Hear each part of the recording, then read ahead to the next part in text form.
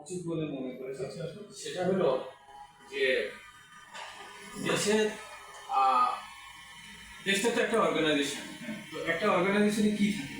বিভিন্ন ডিপার্টমেন্ট থাকে, ডিভিশন থাকে, সেকশন থাকে, সাবসেকশন থাকে। তো সেখানে যখন প্রত্যেকটা নির্দেশনা সুনির্দিষ্টভাবে প্রত্যেকের জবাবদিহির সাথে ফলো করে যায় এবং কর্ম সম্পাদন করে যায়, ফিডব্যাক দেয় এবং তাদের এবং এই প্রতিষ্ঠানটা দ্রুত উন্নতির দিকে যায়। তা আমরা দেশটাকে যদি এরকম একটা প্রতিষ্ঠানের সাথে চিন্তা করি যে আমাদের দেশটা একটা প্রতিষ্ঠান, তাহলে দেশের মধ্যে কি আছে? ওই প্রতিষ্ঠানের মতো কিছু বিভাগ আছে, কিছু দপ্তর আছে, যেগুলোকে আমরা সেক্রেটারিয়েট বলতে পারি বা বিভিন্ন অধিদপ্তর বলতে পারি, হ্যাঁ, কর্পোরেশন বলতে পারি। তো এগুলো যখন প্রত্যেকটা সেক্টরের জবাবদিহিতা আসবে এবং নতুন কর্মসূচি তাদেরকে দেওয়া হবে এবং টার্গেট ধরে দেওয়া হবে এবং 3 মাস 6 মাস অন্তর অন্তর তাদেরকে বলা হবে যে আপনারা আপনাদের অ্যাচিভমেন্টের পার্সেন্টেজগুলো আমাদের কাছে বলুন, আর আপনাদের কি কি অসুবিধা আছে সেটা বলুন, আপনাদের কি কি হলো করণীয় বা আপনারা কি সাপোর্ট চাচ্ছেন সেগুলো আমাদের কাছে বলুন। সেটা যখন সেন্ট্রালি কন্ট্রোল করা যাবে, সম্ভব হবে, তখন কাজ থেকে বিরত করা বা সরকারকে অসহযোগিতা করার কোনো সুযোগ থাকবে না। আমি যেটা মনে করি। আমি এই জায়গায় আপনাকে আটকাই, অসহযোগিতা। কিছুদিন আগে 1 মাস পূর্ণ হওয়ার পর ডক্টর ইউনূস এসেছিল, মাননীয় চিফ অ্যাডভাইজার, তিনি আসছিলেন টিভিতে লাইভে। হ্যাঁ, উনি বলেছেন যে আপনারা কি কি সংস্কার চান আমাদেরকে দয়া করে লিস্ট আকারে জমা দিয়ে যান। ঠিক 1 সপ্তাহ পর, এই যে তার প্রথম লাইভের 1 সপ্তাহ পর আজকে আবার উনি আসছে। ওনাকে কিছুটা অসহায় মনে হয়েছে আমার। কেন অসহায়?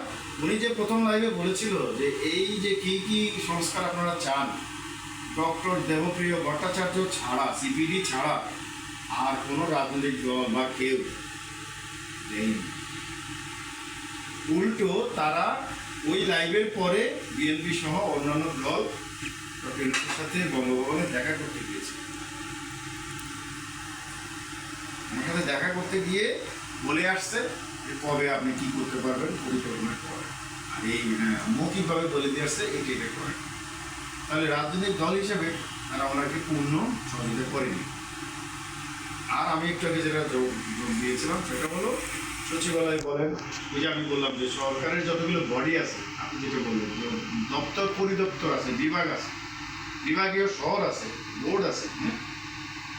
কোনো বোর্ডে কোনো পরিদপ্তর দপ্তরের চিফ যিনি, তিনি ফিল্ডে নামছে না এবং ডিরেকশন দিচ্ছে না, মানে নেতৃত্ব দিচ্ছে না সরকারকে। এই সময়ের এই 15 সদস্য বিশিষ্ট একটা সরকারকে শুধু বলে থাকলে হবে না, ফিল্ডে যেতে হবে। আমি ফিল্ডে যাচ্ছি।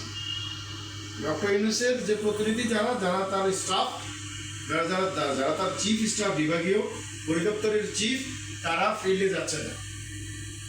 অর্থাৎ তারা সরকারকে সহযোগিতা পূর্ণদমে করছে না। করছে ওনার চাকরি বাঁচানোর জন্য উনি অফিসে যাচ্ছে আর বাড়ায় যাচ্ছে, কিন্তু উনি 100% এফোর্ট দিয়ে কাজ করছে না। তাহলে এই সরকারকে যদি 100% দিয়ে এফোর্ট দিয়ে আপনি কাজ না করেন, তাহলে সরকার সংস্কার করতে পারবে না, ফেল করবে। আলটিমেটলি একটা পর্যায়ে এসে সরকার কলাপস হয়ে যাবে এবং তখন উনি হ্যান্ড ওভার করে দেবে কি, উনি এই সংস্কার বাদ দিয়ে দ্রুত নির্বাচনের দিকে যাবে। ওনার বের হওয়ার রাস্তা কিন্তু এইটাই। বর্তমান গভর্নমেন্টের বের হওয়ার রাস্তা হলো নির্বাচন দাও, একটা ইলেক্টেড গভর্নমেন্টের হাতে তুলে দাও। বাট উনি ডক্টর ইউনূস ভেবেছে যে না, ঠিক আছে, ছাত্র জনতা তাদের প্রাণের বিনিময়ে, রক্তের বিনিময়ে দ্বিতীয় স্বাধীনতা উপভোগ করা, কাজে এইটা আমার দেশ, আমার দেশকে সারা বিশ্বের কাছে নতুনভাবে তুলে ধরবার জন্য আমি কিছু একটা অবদান রাখতে চাই। এখন আমি মনে করি ওনার উদ্দেশ্য সব, ছাত্রদের উদ্দেশ্য সব।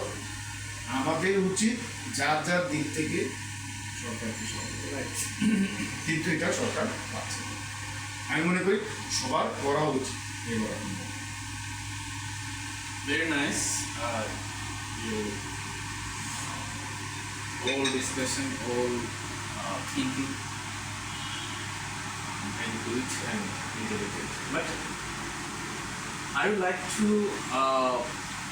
say here, everybody, we should to define or describe what is sanskar, repair or reform, anything else.